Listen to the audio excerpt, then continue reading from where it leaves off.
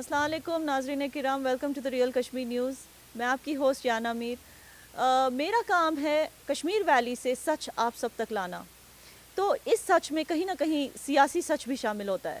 دوستو، ہمیں یہ پتہ کرنے کی ضرورت ہے کہ آج جموں اور کشمیر اس حالات میں کیوں ہے کہ ہمارے یہاں کوئی لوکل سیاسی پارٹی پنپ نہیں رہی ہے.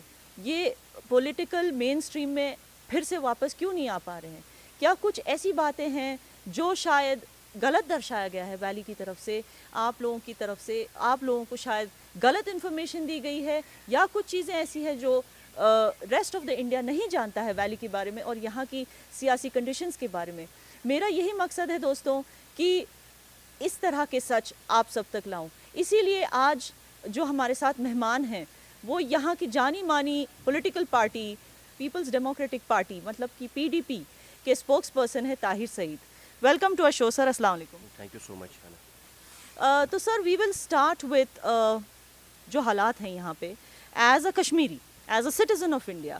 آپ کو کیا لگتا ہے، مطلب آپ اپنے آپ کو ایک منٹ کے لیے یہ نہیں سمجھے کہ آپ PDP کو ریپرزینٹ کریں، یہ بتائیے کہ as a Kashmiri what is better? جو ابھی کرنٹلی جو گورننس رول چل رہا ہے، از دیٹ بیٹر؟ جو LG صاحب جو چلا رہے ہیں ہماری سسٹم کو، ایڈمنسٹریشن، از دیٹ بیٹر؟ یا جو محبوبہ مفتی جی کی گورنمنٹ تھی وہ بیٹر تھا؟ ایک بار ہمارے درشکوں کو بتا دیجئے کہ واٹ از دا ڈفرنس. دیکھیے، سب سے پہلی بات آپ کو سمجھنا ہوگا کہ ہم ایک ڈیموکریٹک کنٹری میں رہتے ہیں. تو جب جمہوریت میں جو ہے الیکٹڈ گورنمنٹس کا آلٹرنیٹیو یا متبادل کبھی بھی گورنرز رول نہیں ہو سکتا ہے. اگر شاید یہ بہترین رول ہوتا تو شاید ہم اس پوری چیز کو پورے انڈیا میں لاگو کرتے ہیں، مگر اسپیسیفکلی ہم نے جموں کشمیر میں اس چیز کو یہاں پہ لاگو کر کے رکھا ہے. جموں کشمیر کے لوگوں کے جو اپنے جو نمائندے ہیں ان کو اپنے نمائندے چننے سے محروم رکھا گیا ہے. جو نمائندے جا کر قانون سازی کرتے، جو نمائندے جا کر ان کے جو معاملات ہیں، ان کے جو مشکلات ہیں ان کو کل اجاگر کرتے. میں آپ کو بتاؤں، اگر آج کی تاریخ میں کوئی مسئلہ درپیش آتا ہے تو ایک عام شخص وہ کس کے پاس چلا جائے گا؟ بیوروکریٹس کا ہے کہ اگر بیوروکریٹ کے ٹیبل کے سامنے آپ کو 10 لوگوں سے زیادہ جمع ہو جائیں گے تو بیوروکریٹ اریٹیٹ ہو جاتا ہے. لیکن ایک MLA کے پاس اگر اس کے کمرے میں 100 لوگ بھی جمع ہو جائیں گے تو اس کو کوئی فرق نہیں پڑے گا، بلکہ وہ خوش ہوتا ہے کہ جتنے زیادہ لوگ آ جائیں اتنے میرے پاس آنے چاہیے.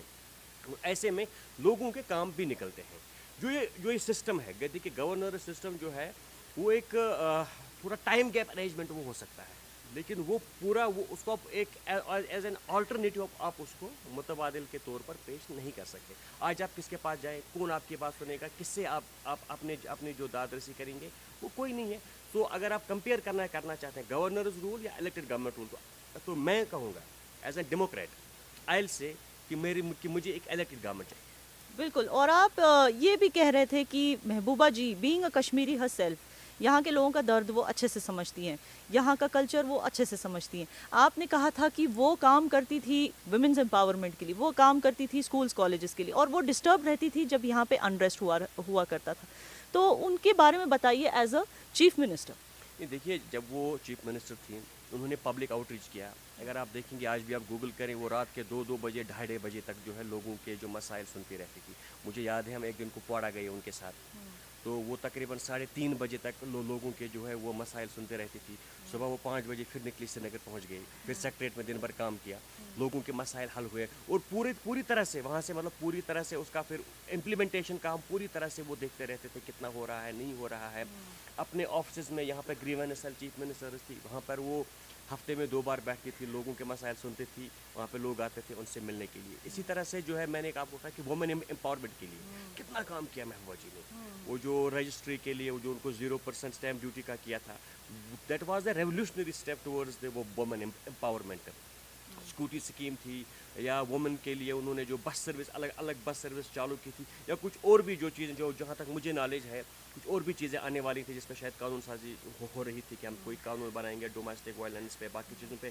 ہم نے وومن جو پولیس اسٹیشن بنائے کیونکہ ہمیں پتہ ہے ڈومیسٹک وائلنس بہت ہو رہی ہیں، وومن کے ساتھ مسائل بہت زیادہ ہیں. کون ان کی بات سنے گا؟ شاید ایک وومن جائے گی تو ایک پولیس کانسٹیبل کے سامنے، ایک میل کے سامنے شاید وہ کمفرٹیبل نہ کرے اپنے بات بتانے کے لیے. تو الگ سے وومن پولیس اسٹیشن بنائی تھی. اتنی زیادہ امپاورمنٹ جو ہے میں آپ کو کہہ رہا ہوں کہ وومن امپاورمنٹ کے لیے انہوں نے کم عرصے میں اتنا زیادہ مشکلات ہونے کے باوجود بھی کیونکہ زیادہ تر جو ہے مسائل رہے، لا اینڈ آرڈر کی سچویشن رہی، لیکن اس کے باوجود بھی انہوں نے ان چیزوں پر جو ہے بہت زیادہ فوکس کیا. وہ وومنس کالج ہم نے بنائے، نرسنگ کالجز ہم نے بنائی ان کے لیے. میں کہہ رہا ہوں کہ کم ٹائم میں، بٹ انفارچونیٹلی کیا ہوتا ہے کہ چیزیں لوگوں کے سامنے آ نہیں رہی ہیں، یا لوگوں کو اس طرح سے بتایا جا رہا ہے کہ جیسے ہم نے کچھ کیا ہی نہیں. یہ میں آپ کو ایگزامپل دے رہا ہوں ایک کی، وومن امپاورمنٹ کے لیے انہوں نے کتنا کام کیا. جی جی. اور اتنا سب انہوں نے کام کیا اور آج بھی وہ کڑی ہیں. I think P D P is the only party, دوستوں P D P is only party جو یہاں کے ٹرائبلس کے رائٹس کے لیے کھڑی ہے. ٹرائبلس ہمارے پاپولیشن کا کافی ایک بڑا پرسنٹیج ہے، کشمیری پاپولیشن کا، جموں کشمیر کے. اینڈ یہ حیرانی کی بات ہے کہ ان کے رائٹس جو لینڈ انکروچمنٹ کا ابھی مدعا چل رہا ہے اس میں یہ بیچارے پس رہے ہیں، اور ان کے رائٹس کے لیے پی D P is the only party that standing up. دیکھیے ہاں بالکل آپ نے صحیح بات کہی. میں آپ کو ایک اور بات بھی کہنا چاہوں گا کہ جب ہماری سرکار بنی، ہماری کیبنٹ کا پہلا فیصلہ یہ تھا کہ ہم نے ٹرائبل منسٹری الگ بنائی تھی. ٹرائبلس کے لیے یہاں کوئی منسٹری نہیں تھی، بلکہ ہم نے ٹرائبلس کے لیے ایک منسٹری الگ بنائی، اور اس کے علاوہ ان کے لیے ٹرائبل کے لیے بورڈ بھی الگ تھا، اور ٹرائبل منسٹری کے لیے الگ ایلوکیشن سے ان کے لیے پیسہ آیا. اس کے علاوہ محبوبہ جی نے جموں میں جو ٹرائبلس کی حالت ہے اس کو لے کر، جس پہ ان کو جہادی بھی کہا گیا بعد میں، حالانکہ وہ وہاں کے ٹرائبلز کے لیے کھڑی ہوئی تھی. ان کے خلاف ایک بہت بڑا ایک کیمپین چلا، کیونکہ وہ ٹرائبلز کی بات کر رہی ہیں. یہاں بھی ہم آج دیکھتے ہیں کس طرح سے جو ہمارے دور دراز علاقوں میں جو ٹرائبلز کو نکالا جا رہا ہے، گھروں سے نکالا جا رہا ہے، وہ کہاں جائیں؟ ان کے رہنے کی جگہ وہیں ہے جہاں وہ 50 سال 60 سال 100 سال سے رہ رہے ہیں. آج آپ آتے ہیں، آپ ان کو کہتے ہیں آپ یہاں سے چلے جاؤ، وہ کہاں چلے جائیں گے؟ تو ظاہر سی بات ہے کسی نہ کسی کو ان کے حقوق کی بات کرنی ہے.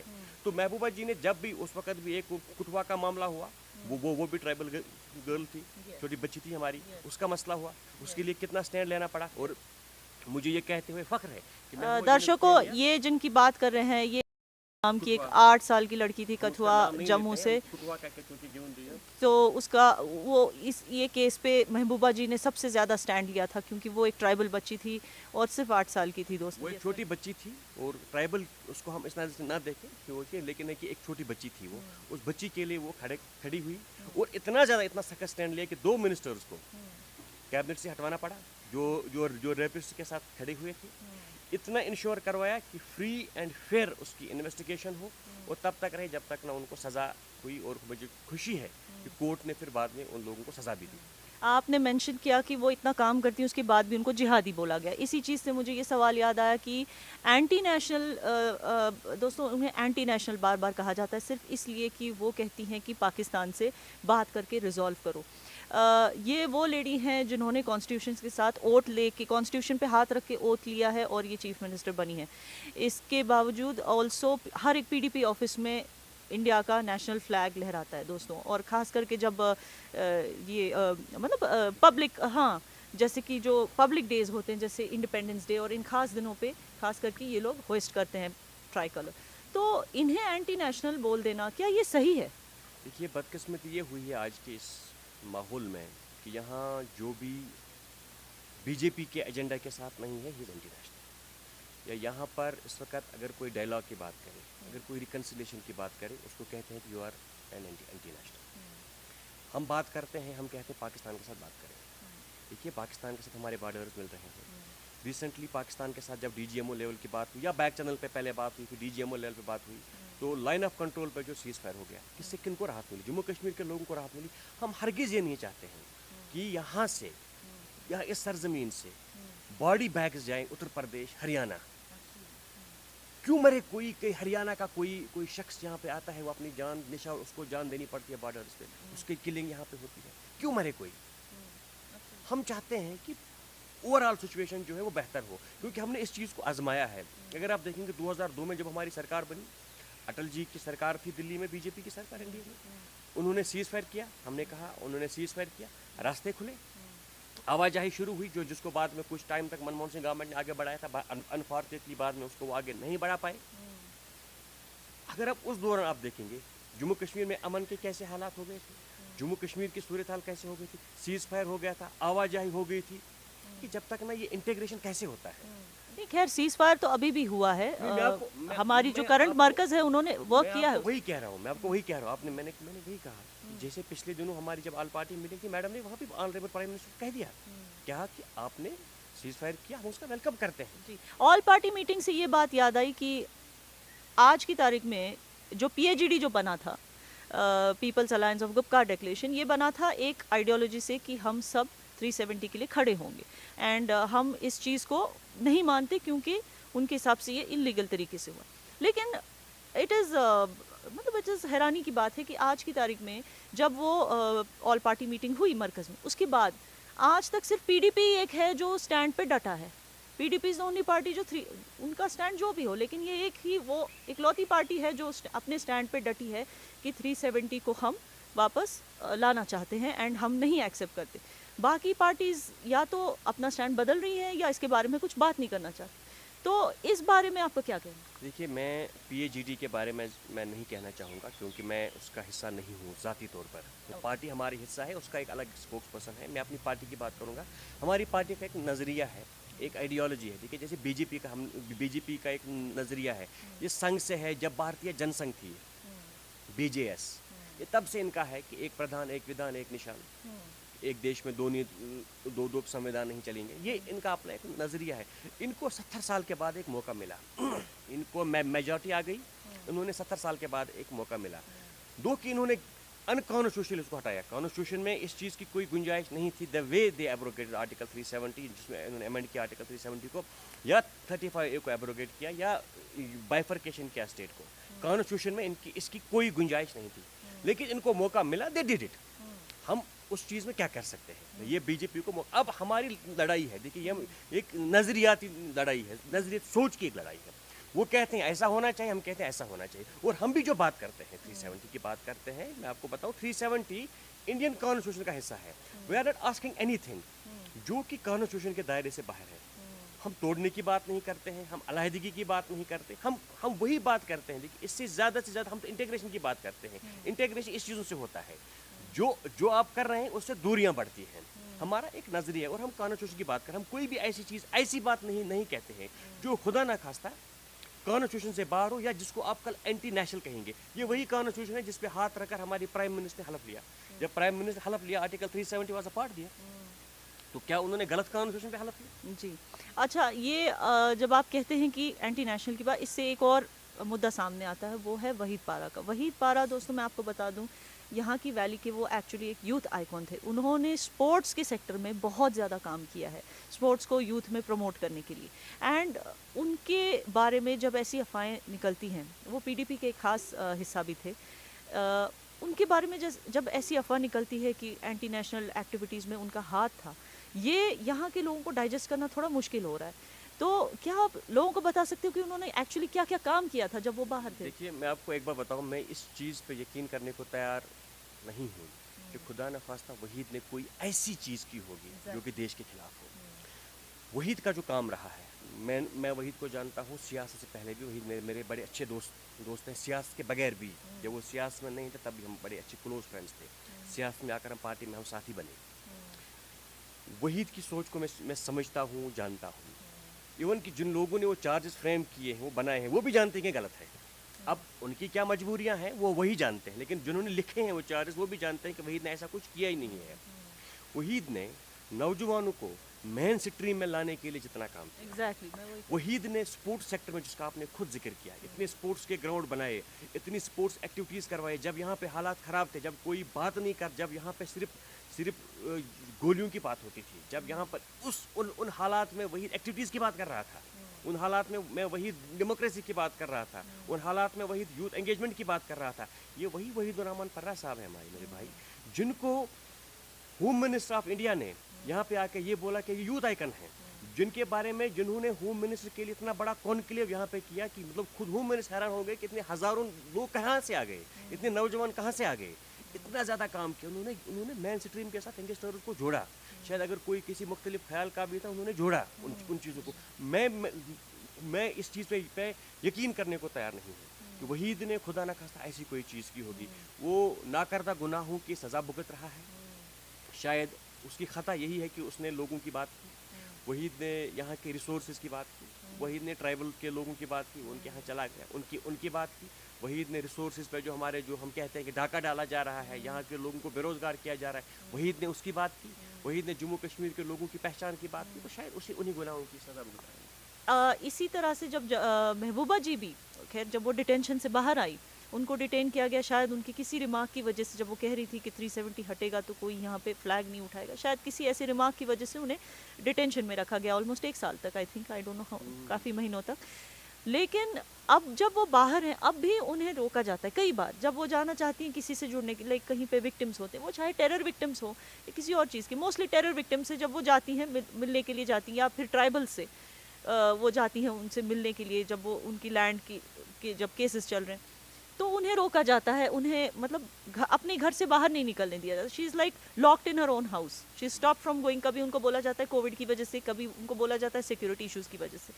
तो इसके बारे में आप क्या कहेंगे कि उन्हें क्यों नहीं? और अनदर अलार्मिंग फैक्टर इज़ कि उनको दोस्तों कहा जाता है कि सिक्योरिटी रीजंस के लिए मैडम हम आपको नहीं जाने देंगे। कई बार हमने ऐसे वीडियोज़ भी देखे हैं जहाँ उन्हें अपने घर में लॉक किया गया, उन्हें बाहर नहीं जाने दिया जाता। लेकिन एट द सेम टाइम आपको मैं बता दूं कि पीडीपी के बहुत सारे वर्कर्स की सिक्योरिटी और अकोमोडेशन को भी हटाया जा रहा है, उनसे वापस छीन लिया जा रहा है। एंड मैं आपको ये भी बता दूं कि it's not only BJP workers, valley में बहुत सारे पीडीपी वर्कर्स भी मारे गए हैं, ये टेरर विक्टिम्स बने हैं वो और उनकी फैमिलीज, उनको मारा गया है लिटरली। फिर भी उनसे सिक्योरिटी और अकोमोडेशन हटाया जा रहा है और महबूबा जी को बार बार रोका जा रहा है from bonding with the people. तो इसके बारे में आप हमने परसों भी जब प्राइम मिनिस्टर साहब के साथ मीटिंग हुई, हमने कहा कि जो सीज है, सीज को आपको ख़त्म करना होगा।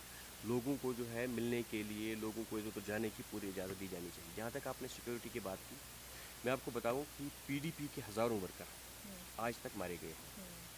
हमारे लोगों को, हमारे एमएलएज़ को घरों से जहाँ पे वो सिक्योर एरियाज़ में रह रहे थे, वर्कर्स को उनको वहाँ से निकाला जा रहा है।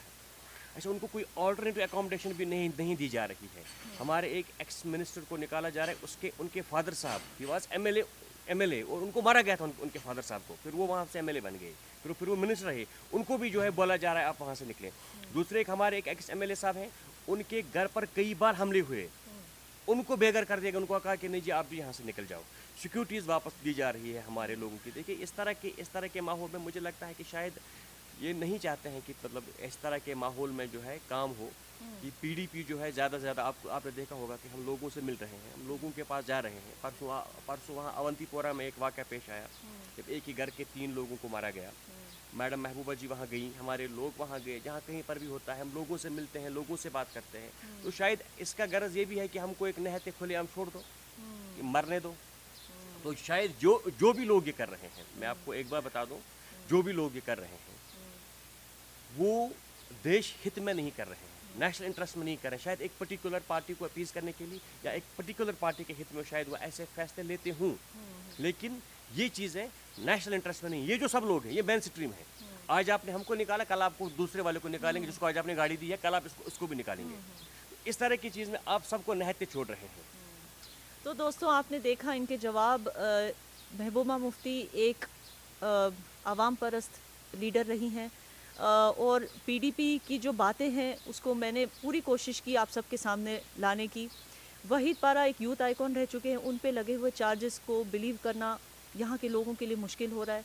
दूसरी बात ये कि ये एक लौती पार्टी है जम्मू कश्मीर की जो आज डटी हुई है 370 को लेके। ये एक तरह से इनका प्रोफेशनलिज्म दर्शाता है दोस्तों। और इसके अलावा जो महबूबा जी को बार बार रोका जाता है लोगों से मिलने से, आई थिंक एक डेमोक्रेटिक कंट्री में ऐसा नहीं होना चाहिए। हर किसी को हक है खास करके अपनी आवाम से मिलने का। और दूसरा जो पीडीपी वर्कर्स हैं उनकी भी जानें इक्वली इम्पॉर्टेंट, वो भी इस देश के सिटीजन्स हैं, उनकी भी जानें उतनी इम्पॉर्टेंट है जितनी बीजेपी वर्कर्स की है, तो सिक्योरिटी उन्हें भी मिलनी चाहिए। और लास्ट एंड फाइनल थिंग जो पीडीपी जो ये कहना चाहता है अपने देश से कि जब हम पाकिस्तान से बात करने की बात करते हैं कि मरकज़ को पाकिस्तान से बात कर लेनी चाहिए, उनका मकसद सिर्फ एक ही है कि ना हमारे आर्मी वालों की जाने जानी चाहिए और ना किसी कश्मीरी की। तो दोस्तों आई होप कि पीडीपी की कई सारी बातें खट्टी या मीठी आप सबके सामने आई हैं और आप सब तक मैंने सच पहुंचाने की पूरी कोशिश की है। Thank you so much for being on a show sir. Thank you so much and thank you for watching. Tune in for next time.